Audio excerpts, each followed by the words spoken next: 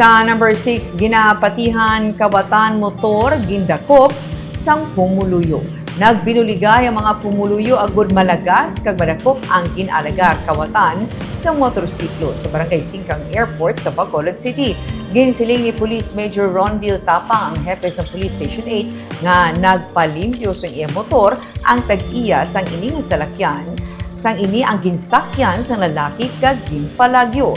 Nakaangot ang yabi sa motor, rason nga napaandar ini sang lalaki suno sa pulis. Dali-dali man nga nagsakay ang mekaniko sa iyang motor kag ilagin lagas ang lalaki halin sa dalan magsaysay pasulod sa J.R. Torres Avenue. Sa bulig sa mga pumuluyo, nadakpa ng suspect kag na-recover sa iya ang motor.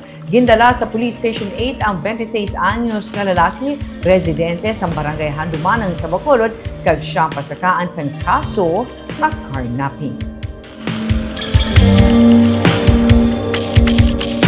Ginsakyan kay nalimtan abi nga ang yabi naka ano lang di nakuha na ang yabi opportunity kay diri sa maliko tani sa old airport bilang nga dalan sa lusok diri pagwa sa Anita kasi nati lakili na